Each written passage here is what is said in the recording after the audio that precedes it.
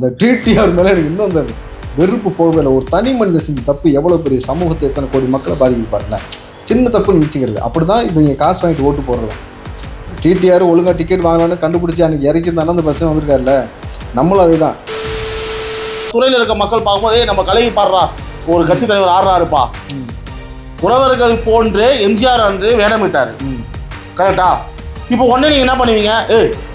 குறவ மாதிரிலாம் வேண்டாம் அப்போ இழிவுபடுத்தி நீ பேசுவீங்களா? பேசியிருக்காங்கல்ல.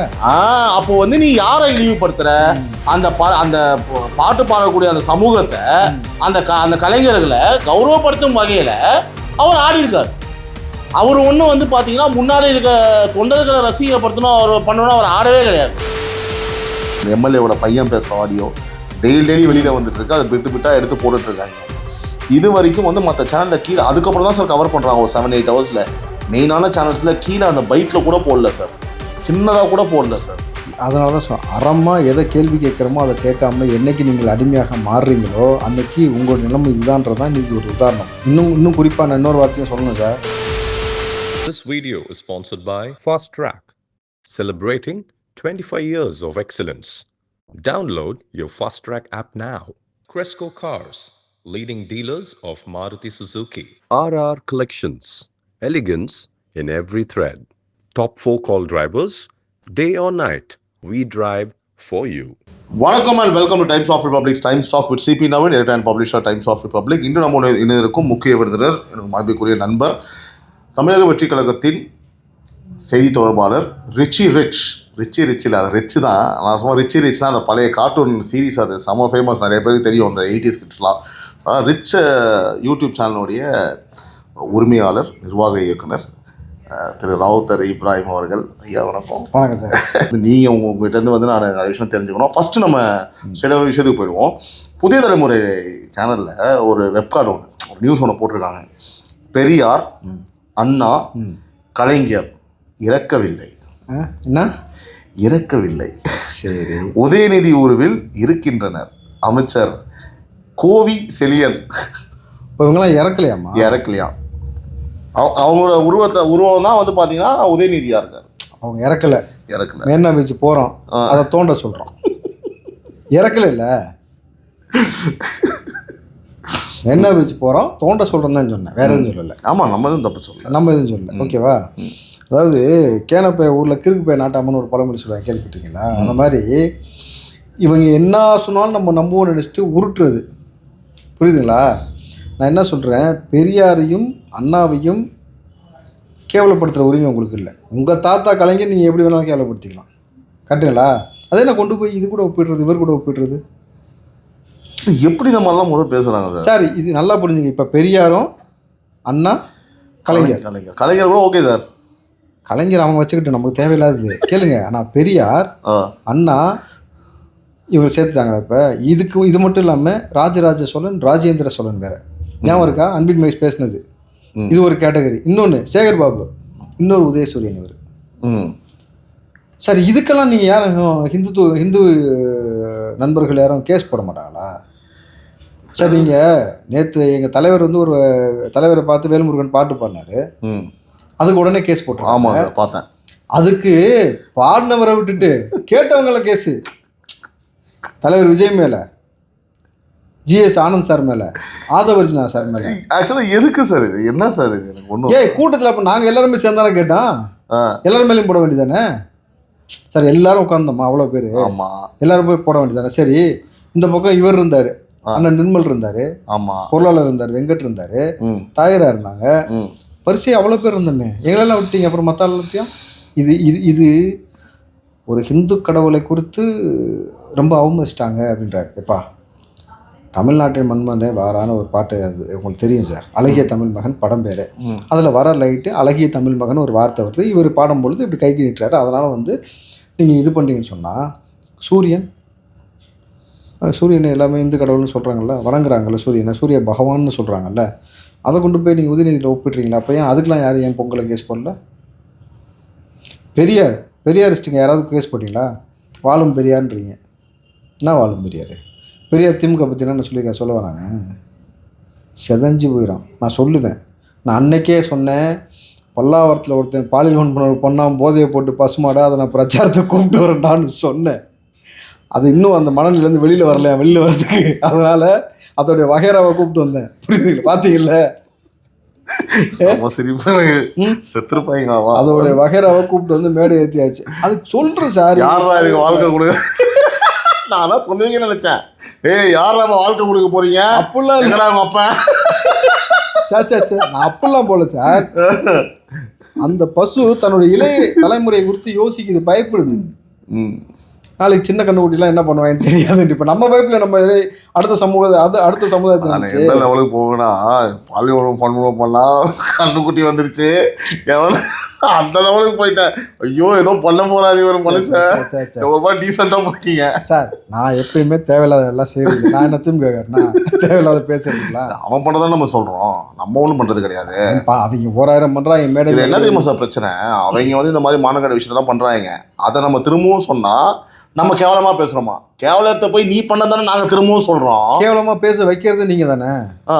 உங்க தலைமை ஒரு ஆளை வந்து தனியாக அப்பாயின்ட் பண்ணி இஷ்டத்துக்கு பேசுன்னு சொல்ற, கரெக்டுங்களா? அவனை வேணா நம்ம கேவலமா பேசுறோம், அவங்களாம் மரியாதையே தேவையில்லை சார். சார் நான் என்ன கேட்குறேன், இதை வந்து உண்மையாலுமே கனிமொழி ஏற்றுக்கிறாங்களா?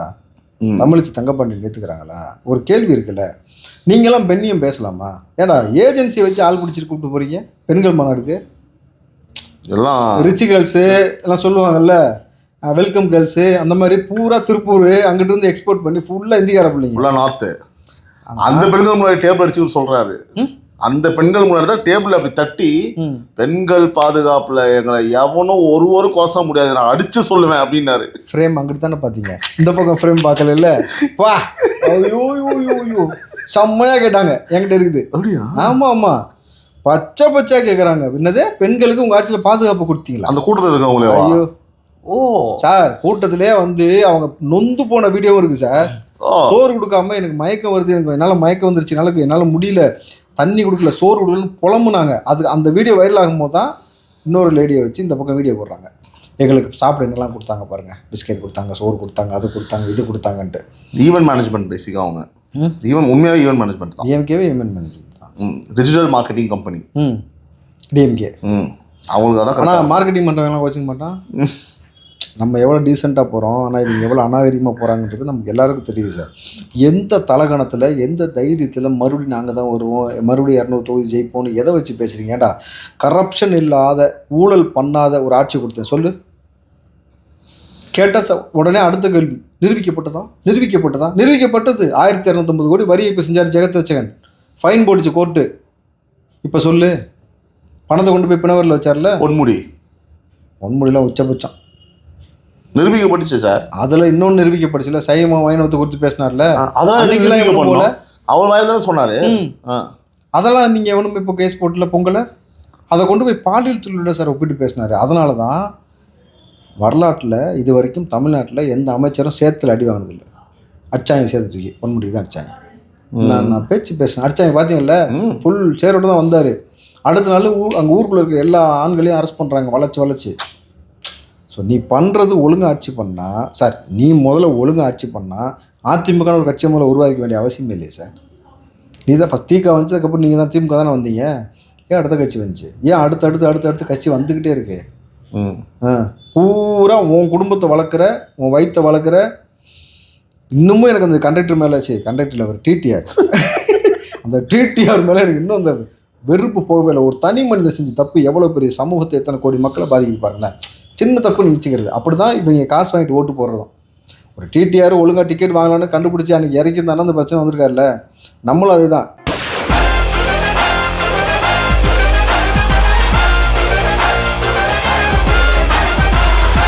நம்ம யாருக்கு பாதிப்புமே இல்லாமல் நம்ம வெறும் காசு தானே வாங்குகிறோம், போட்டு போட போகிறோம், என்ன பிரச்சனை நினைக்கிறாங்க அப்படின்னு நினச்சதோடைய விளைவு தான் இன்றைக்கி இங்கே வந்து நிற்கிறோம். ஒரு குடும்பத்தில் உள்ளவன் 30 கோடிக்கு ஒரு வாட்சை கட்டுறான். நம்ம 30 ரூபாய்க்கு 300 ரூபாய்க்கு வழி இல்லாமல் இங்கே போய் 100 நாள் வேலை திட்டத்துக்கு போயிட்டு உட்காந்துருக்கிறீங்க. ஒரு வேளை சோத்துக்கு ரேஷன் கார்டில் உட்காந்து போராடிட்டு இருக்கிறோம். இவங்க நினச்சா 1000 ரூபா கொடுக்குறது, நினச்சா கொடுக்குறது கிடையாது. நினச்சா எப்போவோ எவனாவது மொத்தமாக கான்ட்ராக்டில் எடுத்து வச்சுருப்பான்ல, வெள்ளம் குடலில் உருகி போயிருக்கும்ல, அதை கொண்டு வந்து இங்கே வெள்ளத்தை கொடுத்துட்டேன்னு சொல்லிட்டு ஒரு கணக்கு காட்ட வேண்டியது. எவ்வளோ அயோக்கியத்தனம் பண்ணணுமோ அத்தனையும் பண்ணிவிட்டு பீத்தல் வேறு. கஞ்சா வந்து இன்ஃப்ளூயன்ஸ் ஆகிருக்கு எல்லாரும் மத்தியிலும், நம்ம சொல்லிகிட்டே இருக்கோம் தொடர்ந்து. நம்ம என்னமோ நரேட்டிவை செட் பண்ணி மேனிப்புலேட்டிவ் பண்ணுற மாதிரி வந்து திமுக நினச்சிக்கிறானுங்க. கஞ்சா மட்டும் இல்லை sir, all type of drugs meth also. அதனால தான் அப்படி அவன் சொன்னதுனால தான் நான் கண்ணுக்குட்டி மேடை ஏற்றுனேங்க, வர்றா பசுமாட்டை பாலியல் பண்ணேன்னு. இன்றைக்கி ஒரு ஸ்கூல் போய மாட்டிருக்கேன். அதுதான் சொல்கிறேன். சென்னை வியாசர்பாடியில் அரசு பள்ளிக்கே வந்து பார்த்தீங்கன்னா கஞ்சா போட்டுனத்தை எடுத்துகிட்டு வந்திருக்கான் சார். +1 படிக்கிற பையன் தலைமை ஆசிரியர் செக் பண்ணும்போது பாக்கெட்டில் இருந்திருக்கு. இது சார் இதை தான் சார் நான் பொது மேடைகள்லையும் சொன்னேன். முன்னாடி தெருக்களில் குழந்தைகள் விளையாண்டுச்சுன்னா பெற்றோர் சமைச்சிக்கிட்டு இருப்பாங்க, புள்ள விளையாடுதுன்னு. இப்போ காணான்னா 10 நிமிஷத்தில் பதறான். பக்கத்து வீட்டில் உட்காந்து டிவி பார்க்கணும் நிம்மதியாக இருந்தாங்க. காணா போனோடனே பாலியல் வன்புணர்வு பண்ணிடுவாங்கன்னு பதறாங்க போதையை போட்டு. அதுக்கு அடுத்து நான் சொன்னது, ஸ்கூலுக்கு பிள்ளைங்களை அனுப்பிச்சிட்டா பயந்துக்கிட்டு உட்காந்துருக்காங்க. என்ன ரீசனா, அங்கே போய் ட்ரக்கை பற்றி தெரிஞ்சுக்கிட்டு அதை இன்டேக் பண்ணிட்டு வந்துடுவானோன்ட்டு. ஆக்சுவலாக ஸ்கூலுக்கு போனால் படிப்பை பற்றி தானே தெரிஞ்சுட்டு வரணும். ஆனால் ஸ்கூல்லையே நம்ம பீர் அடிச்சது, குடித்தது, மாணவ பிள்ளைகள் யூனிஃபார்மோடு செஞ்சதெல்லாம் பார்த்தோம். இப்போ அதோடைய விளைவு நம்ம சொன்னப்போ 0% கல்டிவேஷன், 0% கஞ்சான உருட்டினாங்கல்ல மாஸ்டர். அப்புறம் நம்ம தலை சிறந்த நடிப்பு அரக்கனை மிஞ்சிய ஒரு நடிகர் இருக்கார்ல பொய்யாமொழி, அவர் இதை பற்றி பேசலை. ஆனால் எனக்கு இருந்தாலும் அவருக்காக நான் வருத்தப்படுறேன். இப்போ தமிழ்நாடு அரசு விருது கொடுத்தப்போ அவர் பேரை விட்டீங்க, எனக்கு அதில் வருத்தம் இருக்குது. சிறந்த நடிகர்களுக்கு விருது கொடுத்தாங்கல்ல, கொடுத்துருக்கோம். ஆஸ்கர்லேயே விட்டாங்க. ஆஸ்கரில் விட்டாங்களா? என்னது இது? ஏதோ உள்ளூர் ஆட்டக்காரன் அப்படின்ட்டு அமைதியாக போனால் நீங்கள் உடனே போயிடுவீங்க டாம் குரூஸ் ரேஞ்சுக்கு. அதெல்லாம் அந்த சீன்லாம் கிடையாதுங்க, புரியுதுல்ல? விட்டு அதுக்கப்புறம் செதில் வளர்ச்சி கொடுக்க சொல்லுவீங்க போட்டிருக்கு. ஹாஸ்பிட்டல் வாசலில் உட்காந்து பெர்ஃபார்ம் பண்ணாருன்னு கொடுப்பாங்க. டாஸ்மார்க் விவகாரம் வந்து பார்த்தீங்கன்னா தமிழகம் முழுவதும் 2021 முதல் டிசம்பர் 2025 வரை எத்தனை மதுபான கடைகள் தொடங்க அரசு அனுமதி வழங்கியது என்பது குறித்து மாவட்ட வாரியாக பட்டியல் சமர்ப்பிக்க சென்னை உயர்நீதிமன்றம் அதிரடி உத்தரவு. ரைட்டு. என்ன பட்டியலை சமர்ப்பிக்கணும். சமர்ப்பிக்கணும். எவ்வளோ டாஸ்மார்க் நீங்கள் அலோவ் பண்ணியிருக்கீங்க, எவ்வளோ ஓப்பன் பண்ணி சொன்னதுனால வேற யாரும் டக்குன்னு என்னது பட்டியலா அப்படின்ட்டு ரஞ்சித்து அப்புறம் நம்ம மாரி செல்வராஜ்லாம் அப்படி உள்ள சொல்கிறேன் முன்ன சொல்லலை. பட்டியல்னா நீ வேற எதுக்கு போகாத. இது வந்து என்ன சார் சொல்லுவாங்க, லிஸ்ட்டு எவ்வளோ வந்து நீங்கள் அலோவ் பண்ணியிருக்கீங்க ஓப்பன் பண்ணுறதுக்கு கொடுங்க. நீ மூடுறதை பற்றி அப்புறம் சொல்லலாம். முதல்ல நீ எவ்வளோ திறந்துருக்கன்னு பார்க்கலாம். ரைட்டு. ஆர்டிஐ போட்டு நிறைய விஷயம் கேட்க வேண்டியது இருக்குது சார். நம்ம அடுத்த கட்டமாக அதுதான் செய்ய போகிறோம். ஆர்டிஐ போட்டு எத்தனை லட்சம் கோடி முதலீடாக வந்திருக்கு, இவங்க சொன்னதுக்கும் அதுக்கும் டேலி ஆகுதா? டிஆர்பி ராஜா எவ்வளோ வந்து தொழில் வளத்தை வளர்த்துருக்கேன்னு சொல்கிறாரு. அவர் வளர்ந்துருக்கிறார் தவிர தொழில் வளம் வளர்ந்துருக்கா பார்க்கணும். ஹைட்டாக சொல்கிறேன். ஆனால் அந்த நேரத்தில் அவரை போட்டு கீழே ஒரு பாட்டு வேறு போட்டிருந்தாங்க, நான் பார்த்தேன். ஆளும் வளரணும் அறிவும் வளரணும் அதாண்டா வளர்ச்சின்னு சொல்லி ஒரு பாட்டெலாம் போட்டிருந்தாங்க. அவரை சொல்லலை, பாட்டு போட்டிருந்தாங்க சார். அவர் அந்த பக்கம் சைடில் இருந்தார் ஃபோட்டோவா, அவ்வளோதான். அதை விட்டுருங்க. ஸோ ஆர்டிஐயில் நம்ம கேட்க வேண்டிய கேள்விகள் நிறையா இருக்குது. எவ்வளோ வந்து பாலியல் திமில் அதிகமாக இருக்குது, எவ்வளோ போதை கலாச்சாரம் இன்டெக் ஆகிருக்கு, அதனால் ஏற்பட்ட கொலைகள், எவ்வளோ ஏற்பட்ட போக்சோ, இந்த மாதிரியான விஷயங்கள் நம்ம எடுக்கிறோம். இன்றைக்கி சாமானிய பிள்ளைகளுக்கு இன்றைக்கி உலகம் 2 விஷயத்துக்கு கவலைப்படுது சார். பெண்கள் அதிகமாக கவலைப்படுற விஷயம் பார்த்திங்கனாக்கா, பெண் பிள்ளைகளை வீட்டில் வச்சுருக்க நபர்களுக்கு தங்கம் வாங்க முடியல. இன்றைக்கி 8 கனி அடிச்சார். எவ்வளோவா இருந்த ரேட்டு இன்றைக்கி பாருங்கள், லட்சத்தை தாண்டி 1 லட்சம் வரைக்கும் போயிடுச்சு. 5 lakhs. ஸோ அது அவங்களுக்கு பெரிய என்னடான ஒரு மனவேதனை ஏற்படுத்துது. ஆனால் இன்னொரு அதே பக்கம் பாருங்கள், ஒரு 30 கோடிக்கு சாதாரணமாக வாட்ச்சு, 5 கோடி 10 கோடிக்கு காரு, ஒரு ஷூக்கு 40,000 50,000 1 லட்சம் செலவு பண்ணுறது, இந்த மாதிரி பண்ணுறாங்க. இப்படி ஒரு சமூகம் இங்கே இருக்குது. ஆனால் அடுத்த வேலை சோத்துக்கு வழி இல்லாமல் ஒரு சமூகம் இருக்குது. தொடர்ச்சியாக ரேஷன் கடை அரிசியை நம்பியே ஒரு சமூகம் இருக்குது. வேலைவாய்ப்பு என்பது இங்கே சுத்தமாக பறிபோனதுடைய காரணம், சிறு குறு தொழில்களை அழிச்சதுடைய காரணம், தற்சார்பு முறையை அழிச்சதுக்கான காரணம், இவங்களை அடிமைப்படுத்தி திட்டமிட்டு வச்சுருக்கிறது தான் இன்றைக்கி நம்ம எடுக்கப்பட்ட சர்வேல தெரிஞ்ச விஷயம். ஏன்னா இவங்களை வறுமை கோட்டுக்கு கீழே வைக்கும் பொழுது தான் எதிர்கேள்வி கேட்க மாட்டான், முதல் விஷயம். 2வது விஷயம், அவன் சிந்திக்கிறதோ, அவன் திறன்பட பேசுகிறதோ, செயல்படுறதோ, அது அரசியல் பங்கெடுப்பு செய்கிறதோ செய்யாமல் இருக்கிறதுக்காக தான் சாராயம். சாராயத்தில் மட்டும் வந்து இவனுக்கு என்னாச்சுனாக்கா டூப்ளிகேட் சரக்கா நிறையா ஓடுதா அப்படின்னு தெரியல அப்படின்னு ஒரு குற்றச்சாட்டு இருக்குது. ஏன்னா எங்களுக்கு வந்து குடித்தா போதையாக மாட்டேங்குதுன்னு அந்த பக்கம் ஒருத்தர் குற்றச்சாட்டு. யார் மதுப்பிரியர்களை சொல்லியிருக்காங்கல்ல, அந்த மதுப்பிரியரால் ஒரு குற்றச்சாட்டு. அதனால் இவங்களுக்கு இன்னும் அதில் அடிக்ட் ஆகாமல் நிறையா கேள்வி கேட்குறாங்க போது தான் அடுத்து உள்ளே வந்து எப்படி சார் வரும்? என் வீட்டுக்குள்ளே ஒரு பொருள் வருதுன்னா நான் கதவை திறந்து தான் வரணும், இல்லை திருட்டு போய் கொண்டு வந்து வச்சுட்டு போயிருக்கணும். ஒன்று திருட்டு போயில பிடிக்கணும், இல்லை நான் கதவை திறக்கிறது நிப்பாட்டிருக்கணும். தமிழ்நாட்டுக்குள்ளே எப்படி வந்து இவ்வளோ சுலபமாக மெத்து வருது, கஞ்சா அப்படின்னு ஹெராயின் எப்படி வருது? அந்த மெத்து வித்தவன் எப்படி திமுக கட்சிக்குள்ளே வரான்? ஒரு விஷயம் புரியுங்க. இன்றைக்கி ஒரு விளக்கம் கொடுத்துருக்காங்களாம். ஜாஃபர் சாதிக் பிஜேபியில் இருந்தான், இன்றைக்கி ஒரு விளக்கம் கொடுத்துருக்காங்களாம். ஸோ அங்கே இருந்தால் அந்த மாதிரி வேலைலாம் செஞ்சோன்னா அவன் தரத்தி விட்டாங்க. அதுக்கப்புறமேட்டு அவன் அதெல்லாம் மறைச்சிட்டு டிஎம்கேல வந்து சேர்த்துட்டானான். மறைச்சிட்டு சேர்றதுக்கு அவன் என்ன மிதியாக மறைச்சான்? அத்தனைக்கும் அவன் மேலே கேஸ் இருக்குது, எவ்வளோ சிக்கல் இருக்குது, உங்கள்கிட்ட காவல்துறை இருக்குது, உளவுத்துறை இருக்குது. அவன் வந்து ஏதோ ஒரு வட்டச்செயலாளர்கிட்ட போய் சேரலை. முதல்வர்கிட்ட தான் பொக்கே கொடுக்குறான். முதல்வர்கிட்ட தான் இந்த பக்கம் பார்த்தீங்கன்னா செக்கு, சின்னவர்கிட்ட தான் வந்து செக்கு பொக்கே உங்கள் கூடயே வச்சுருக்கான். இதை தாண்டி அவன் ப்ரொடியூஸ் பண்ணுற படத்தில் உதயநிதியோடைய துணைவியாக தானே. சாதாரண ஆள் போய் முதல்வர் துணை முதல்வராக நம்ம பார்க்க முடியாது, சாமானியாக பார்க்க முடியாது. மெத்து கஞ்சா இல்லை பார்க்க முடியும் சார், முடியுமா? முடியும். ஒரு பால் பாட்டில் ஒரு குழந்தைலாம் போய் பார்த்துச்சு, நான் பார்த்தேன் சமீபமாக. சரிங்களா, அதெல்லாம் முடியும் அங்கே. சரிங்களா, நான் சொல்கிறது ஏன் சார் ஏன் டென்ஷன் ஆகுறீங்க? ஒரு 10 ரூபா பாட்டிலே கூட்டு போனா சரி ரைட்டு விட்டுருவோம். ஓகே. ஸோ இப்போது நான் டேரெக்டாக பாயிண்ட்டுக்கு வந்துடுறேன். நம்ம திமுக பற்றி பல விஷயங்கள் நம்ம பேசுகிறோம், இந்த மாதிரி விஷயங்கள் நடந்ததுன்னு சொல்கிறோம். இந்த ரீசனாக நடந்த இந்த நார்த் இந்தியன் ஃபேமிலி 3 பேருமே குழந்தை, 2 வயது குழந்தை, ஹஸ்பண்ட் ஒய்ஃப் 2 பேருமே கொல்லப்பட்டாங்க. இன்றைக்கி ஏதோ ஒரு செய்தி வந்திருக்குன்னு சொல்கிறாங்க, பாலியல் வன்கொடுமை வந்து நடக்கலை அப்படின்னு சொல்லிட்டு. இது என்ன சார் ஒன்றும் புரியல. 3 பேர் ட்ரெயினில் ஒருத்தனை வெட்டினாங்க தெரியுமா? ஆமாம், 18 வெட்டுன்னு நினைக்கிறேன். கை, கால், மூஞ்சி, முகம், காது, தலைன்னு வெட்டிட்டாங்க. அத்தனை வெட்டு வாங்கின ஒருத்தன் ஹாஸ்பிட்டலேருந்து உடனே முதல்ல கிளம்பி டிஸ்சார்ஜ் ஆக முடியுமா? மெடிக்கலி இது சாத்தியமா? உங்களுக்கு விஷயம் தெரியுமா? Sorry to interrupt.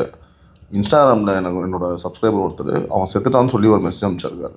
Oh my God, உண்மையாகவே நான் உண்மையாகவே சார் அண்ணா டைட் அண்ணா ஆக்சுவலாக அது விஷயம் வெளியவே வரல சொல்லிட்டு அதை நம்ம இப்போ இங்கே சொல்கிறோம். பட் எந்தளவு உண்மைன்னு தெரில. நான் டீட்டெயில்ஸ் கேட்டேன். அப்படின்னு தான் எனக்கு ஏதாவது ஒரு ப்ரூஃப் அனுப்புப்பா அப்படின்னு சொல்லிட்டு எனக்கு இன்னும் அதுக்கு பதில் வரல. நல்ல விஷயம் புரிஞ்சுங்க சார், இது ஒரு மர்மமாக இருக்குது. ஏன்னா இத்தனை வெட்டு வாங்கின ஒருத்தன் அடுத்த நாளே கிளம்பி சொந்த ஊருக்கு போயிட்டான். அது எங்கே?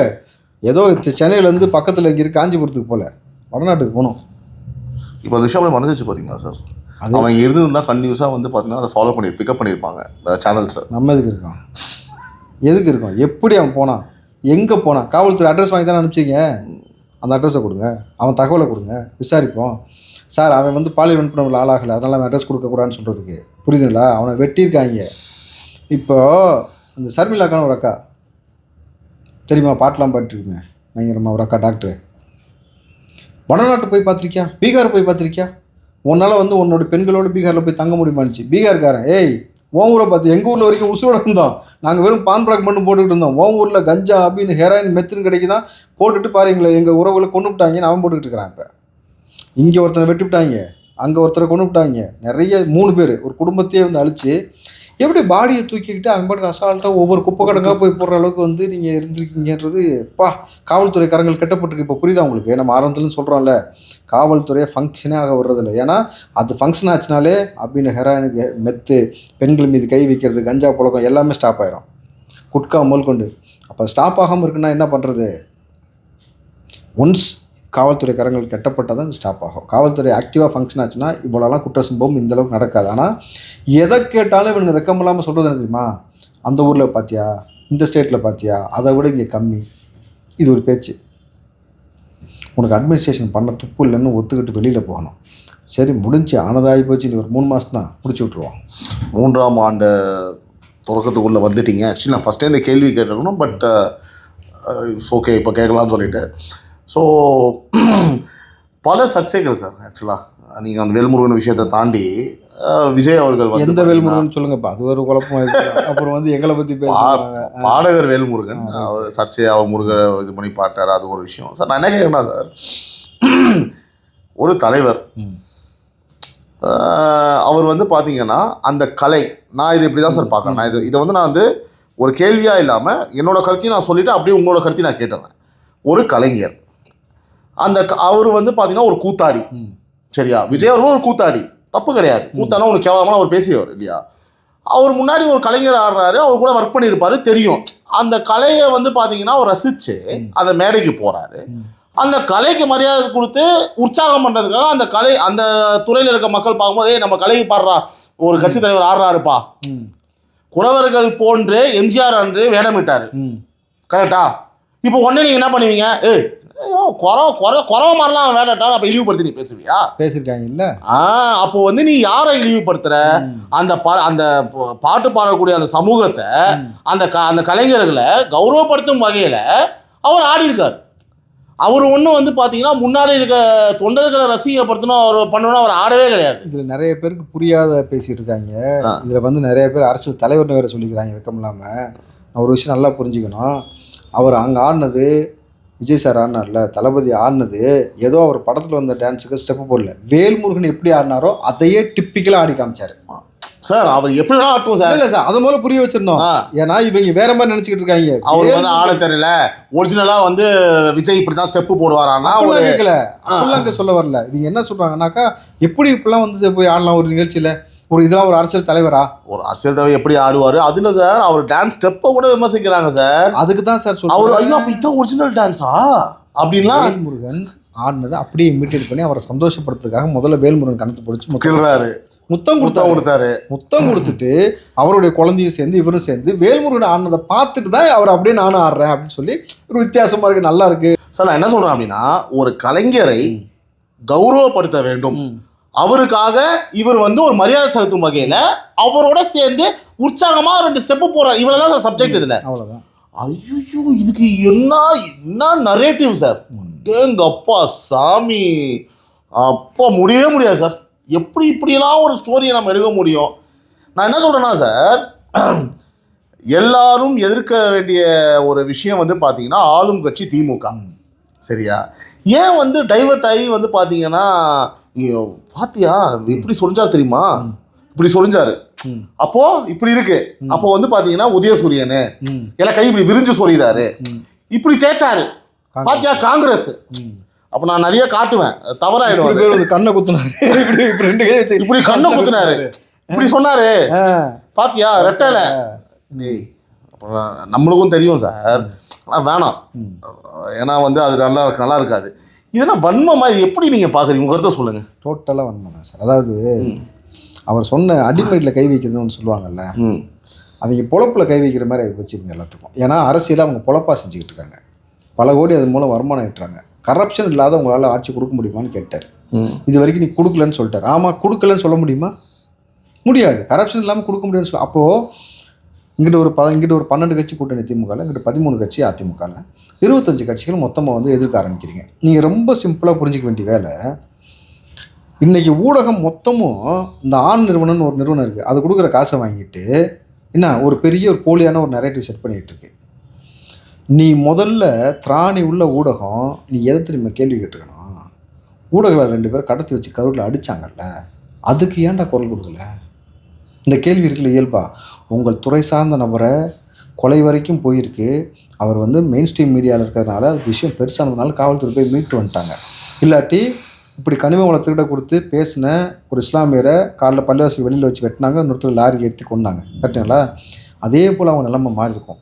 சொந்தமாக உங்களுடைய ஊடகத்தில் இப்போ நெல்சன் ஜேவியர்னு ஒரு ஆள் இருக்காப்புல, இந்த பத்திரிகையாளர் சங்கத்தில் எலெக்ஷன் இன்னும் ஜெயிச்சாப்புல, அவர் வேலை செய்கிற சேனல் தான் அந்த சேனல். இன்ன வரைக்கும் பெரிய கண்டன குரலோ ஆர்ப்பாட்டமோ போராட்டமோ நடத்துங்க சார். நம்ம புதிய தலைமுறை சேனலை வந்து மாற்றிட்டாங்க, முடைக்கிட்டாங்கன்னு எல்லாரும் சேர்ந்து போராடினாங்க தெரியுமா? ஒரு செட் ஆஃப் குரூப் போராடிச்சுல, அது கூட நடக்கல சார். சக பத்திரிகையாளர் கெட்டி வச்சு உரிச்சு அட்டின்னு அடித்தவங்க கதறின வீடியோலாம், அந்த ஆடியோலாம் வந்துச்சுல்ல சார். நான் ஒன்று சொல்லவா எக்ஸாம்பிள்? நியூஸ் தமிழ் 24/7 கண்டினியூஸாக வந்து பார்த்தீங்க அப்படின்னா இந்த இதை வந்து லைவ் ரிலே பண்ணிகிட்டே இருக்காங்க. அவன் கதறாப்பில் ஏன்னா நாங்கள் பார்க்கும்போதுலாம் எனக்கு ரொம்ப பதறுது, இது அப்படின்னு சொல்லிட்டு அவ்வளோ ஒரு மாதிரி இருக்கு எனக்கு. அப்படி இன்னொரு நியூஸ் சேனலில் பார்க்குறேன், நம்ம சிஎம் வந்து பார்த்தீங்கன்னா NDTVயில் கொடுத்துருக்க அந்த தமிழ்நாடு நவ் அந்த இது அவர் செஞ்ச அவர் அறுத்தெடுத்த அந்த 5 வருஷங்கள் அறுத்தெடுத்ததை பற்றி அவர் வந்து பார்த்தீங்கன்னா அப்படியே போட்டுட்ருக்காரு மைக்கில், ஓகேவா? அதை வந்து பார்த்தீங்கன்னா போட்டுட்ருக்காங்க இன்னொரு சேனலில். நான் என்ன சொல்கிறேன், மற்ற நியூஸ்லாம் ஓகே சார், ஏன்னா அவங்கவுங்க சேனலுக்கு அவங்க ஒரு டிஆர்பி இருக்கும், அவங்களுக்கு ஒரு லா இருக்கும், நம்ம அதை வந்து கட்டாயமாக போடணும்னு சொல்லலை. ஒரு போலீஸ் மேலே கை வச்சா ஒட்டுமொத்த போலீஸ் உள்ளே வருதா? அப்போ ஊடகம் மேலே கை வச்சு அது இன்னும் அந்த சேனல் ஊடகம் தானே அப்படின்னா அப்புறம் எப்படி சார்? அவனுக்கு நடந்தது தான் இவனுக்கு, எனக்கு நடக்காது. ஏன் நடக்காது? ஏன்னா நான் வந்து பார்த்தீங்கன்னா சொம்பு, நான் அண்டா, என் சேனலுக்கு நடக்காது, உனக்கு தேவையில்லாத அண்டாவுக்கே நடந்துச்சு சம்பவம். இது வந்து ரொம்ப மன வருத்தத்தை கொடுக்குது, உள்ளபடியே மன வருத்தம் சார். ரொம்ப கேவலம் சார் இது. ரொம்ப ரொம்ப கேவலம் சார். கண்டினியூஸாக ஆடியோஸ்லாம் வெளில வந்துட்டு இருக்கு சார். ஆமாம் சார். பெட்ரோல் பங்குக்கு போயிட்டு அதை டெலீட் பண்ணுன்னு அவங்க அந்த எம்எல்ஏவோட பையன் பேசுகிற ஆடியோ டெய்லி வெளியில் வந்துட்டு இருக்கு. அதை பிட்டாக எடுத்து போட்டுட்டு இருக்காங்க. இது வரைக்கும் வந்து மற்ற சேனலில் கீழே அதுக்கப்புறம் தான் சார் கவர் பண்ணுறாங்க ஒரு 7-8 ஹவர்ஸில். மெயினான சேனல்ஸில் கீழே அந்த பைட்டில் கூட போடல சார், சின்னதாக கூட போடல சார். அதனால தான் அறமாக எதை கேள்வி கேட்குறோமோ அதை கேட்காம என்னைக்கு நீங்கள் அடிமையாக மாறுறீங்களோ அன்னைக்கு உங்களோட நிலைமை இதுதான்றதான் இது ஒரு உதாரணம். இன்னும் குறிப்பாக நான் இன்னொரு வார்த்தையும் சொல்லணும் சார். அந்த ஊடகம் இருக்குல்ல, தொடர்ச்சியாக தளபதி எங்கள் தலைவருக்கு எதிராகவே நிறைய செய்தி போட்டுட்டே இருந்த ஊடகம். ஆனால் அந்த பிரச்சனை வந்தப்போ முதல்ல குரல் கொடுத்தாங்க. வாரியர்ஸ் வச்சு செஞ்சுட்டாங்க. அந்த நியூஸை ஸ்ப்ரெட் பண்ணி பரப்பி அதுக்கு நீதி வேணும்னு சொல்லி இது பண்ணி அவ்வளோ பெரிய இஷ்யூ ஆக்குனாங்க. ஸோ இது இல்லாமல் தலைவர் விஜய் அவர்களுக்கு வந்து கண்டன அறிக்கையும் கொடுத்தாரு.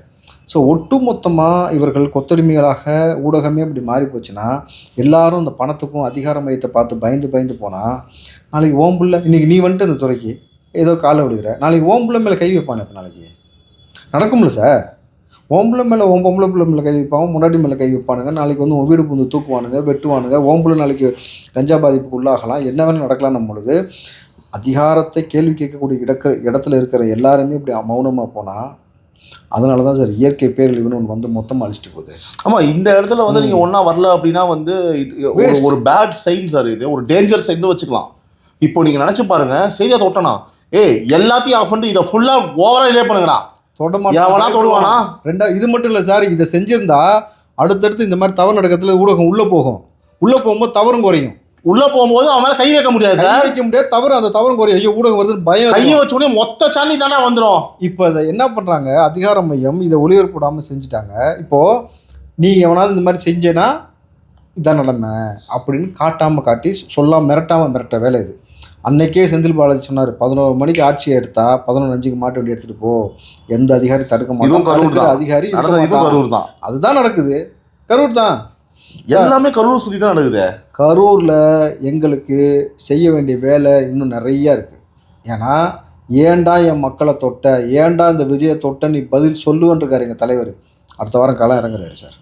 இதுக்கு மேலே திமுக தூக்கன்றது கிடையாது, ரெஸ்ட்டும் கிடையாது. எப்பா யாருமே தூங்க உள்ளன்னு, சொந்த கட்சிக்காரர் தூங்க உள்ளன்னு புலம்புனீங்களே, டிவிக்கே தூங்க உள்ள, தளபதி விஜய் தூங்க உள்ளன்னு டெய்லியில் உங்கள் வீட்டில் உங்கள் கட்சிக்காரன் நீங்கள் புலம்பலை என்னன்னு கேளு, புலம்ப வைப்பார் சார். இப்போது அடுத்தபடியாக வந்து பார்த்தீங்கன்னா சின்னதாக சொல்கிறேன், இப்போது சென்னையில் வந்து ஃபஸ்ட் டைம் டிஎம்கேயோட கோட்டையாக இருந்தது சென்னை. எந்த ஆளுங்கட்சி வந்து டிஎம்கே இல்லைனா கூட எந்த கட்சி வந்தாலும் இது ஆளுங்கட்சியாக டிவிக்கே வந்து பார்த்தீங்க அப்படின்னா டிவிக்கே வந்து பார்த்தீங்கன்னா கோட்டை. ஆமாம், டிவிக்கே வந்து பார்த்தீங்கன்னா ஒரு பெரிய ஓட்டையை போட்டுருச்சு சென்னையில். சென்னை சார் இல்ல சென்னை இப்போ இருக்க ரிசல்ட் சென்னை இல்ல சென்னை காஞ்சிபுரம். ஆமா சென்னை காஞ்சிபுரம் செங்கல்பட்டு கரெக்ட். சென்னை செங்கல்பட்டு நீங்க சொல்றது கரெக்ட் தான். அதுல முக்கியமா வந்து பாத்தீங்கன்னா வேளச்சேரி தொகுதியில வந்து பாத்தீங்கன்னா விஜய் நிக்க போறாரு. வேளச்சேரி தொகுதி வந்து ஆல்ரெடி அந்த மக்கள் வந்து பெரிய ஒரு வெறுப்புல இருக்கிறாங்க, எல்லாருக்கும் தெரியும். அது காங்கிரஸ் சேர்ந்த தான் அங்க வந்து பாத்தீங்க அப்படின்னா சட்டமன்ற உறுப்பினராக இருக்காருங்க. அவர் மேல ஒரு மிகப்பெரிய அதிருப்தி சார். சரியா, அங்கே நிற்கிறதுக்கு வாய்ப்பு இருக்குது. ஒன்று வேளச்சேரி இல்லைன்னா விக்கிரவாண்டி அப்படின்னு சொல்லி பேசிகிட்டு இருக்காங்க. ஸோ நம்ம அதுக்குள்ளேயே வச்சுக்கலாம், ஷார்ட்டாக இது ரொம்ப டீட்டெயிலாக பேசணும். ஸோ அதை பற்றி உங்களுக்கு கருத்து என்ன? வேளச்சேரியில் தலைவர் உள்ள களம் இறங்கினா முதல்ல களம் இறங்கினாலும் சரி, இல்லை களம் இறங்காமல் வேறு தொகுதி இருந்தாலும் சரி, ஃபஸ்ட்டு சதுப்பு நிலத்தை அழிச்சு வச்சுருக்கு ஒரு கவர்மெண்ட்டு. பல ஏக்கர் ஆக்கிரமிச்சு குப்பையை கொட்டி வச்சு அந்த சதுப்பு நிலத்தை நாசம் பண்ணி வச்சுருக்கீங்க. அடுத்து அந்த சதுப்பு நிலம் வந்து குப்பை கொட்டி தரையாக மாறும். பார்த்தீங்கன்னா ஒரு சமநிலை வந்ததுக்கப்புறம் பிளாட்டு போட்டுறதுக்கான பிளான், புரியுதுங்களா? அதை ஃபஸ்ட்டு கை வைக்கணும். இந்த மக்களுக்கு உங்களுக்கு வீடு தரேன், பட்டா தரேன், எல்லாமே தரேன்னு சொல்லி ஓட்டு வாங்கிட்டு அதுக்கப்புறம் இருந்த வீடையும் சேர்த்து இடித்து தெருவில் நிப்பாட்டிருக்கீங்க.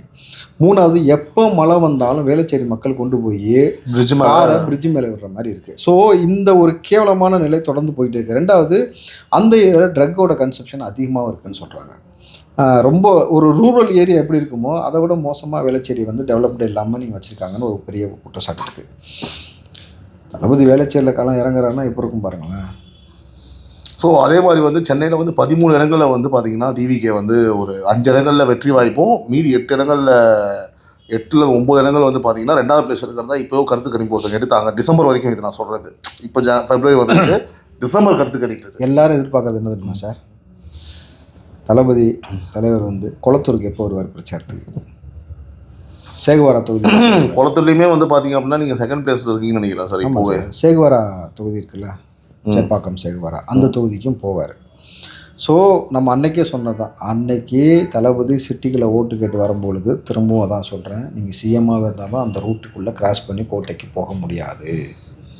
வேறு எங்கேயா சுற்றி தான் மூணு இல்லாட்டி பேசாமல் வீட்டில் தான் இருக்கணும். இது ஸ்டார்டிங் பாயிண்ட். பர்மனெண்ட்டாக உங்களை கோட்டைக்கு வரவிடாமல் செய்யக்கூடிய வேலை தான் இப்போ தாவேக கையில் எடுத்து செஞ்சுக்கிட்டு இருக்கிறோம். எதிர்க்கட்சி வரிசையில் கூட வந்து உட்கார முடியாத ஒரு சூழலை ஏற்படுத்துவோம். அதற்கான வேலை தான் செஞ்சுக்கிட்டு இருக்கோம். நிச்சயமாக தளபதி வேலைச்சேரில் இறங்கினாலும் சரி, எங்கே இறங்கினாலும் சரி சார், அவருடைய வெற்றியே அமோகமாக இருக்கும். அதே சமயத்தில் இம்முறை திமுகவுடைய வீழ்ச்சி ரொம்ப படுபாதாளத்துக்கு போகிறதுக்கான வேலையும் செஞ்சுக்கிட்டு இருக்கிறோம். ஏன்னா ஃபுல் அண்ட் ஃபுல் கரப்ஷன். எந்த விஷயமாலும் ஆர்டிஐ போட்டு எடுக்கணும், எந்த விஷயமாலும் அவங்கள பற்றின தரவுகள் எடுக்கணும், ஒவ்வொரு மாவட்டத்தில் என்னென்ன செஞ்சு வச்சுக்கிறாங்க.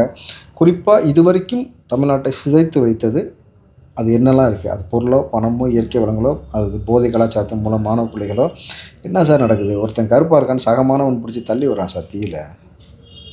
மனநிலை எப்படி ஊற்றி வச்சுருக்காங்க பாருங்கள். இந்த சாதியவியை வந்து அணைய விடாமல் பார்த்துக்கிறது, வறுமையிலேயே வச்சுருக்கிறது, இது மிக முக்கியமானது. 2 காரணமே இவங்களை கடைசி வரைக்கும் கொத்தனிமையாக வச்சுருக்கிறது தான். இவங்க ஒட்டுமொத்தம் தமிழ்நாட்டையும் ஊபிஸாக வச்சுருக்குன்னு நினைக்கிறாங்க. இது நடக்கவே நடக்காது. இனி வந்து களம் மாறும். திரும்பவும் சொல்கிறேன், டிவிகே vs டிஎம்கே தான்.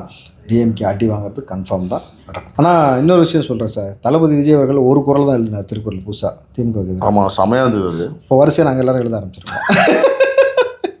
தினம் ஒரு குரல் சொல்லுவீங்கல்ல, வரும் தினம் வரும். நான் ஏற்கனவே ஒன்று ஆரம்பிச்சு வச்சுட்டு வந்துட்டேன்.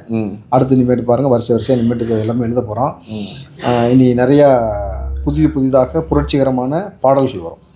அதுக்கும் ஏற்பாடு பண்ணிக்கிட்டு இருக்கிறோம். Super sir. புரட்சிகரமான பாடல் ஒன்று தளபதியை பற்றி, இந்த தீய சக்தியை பற்றி.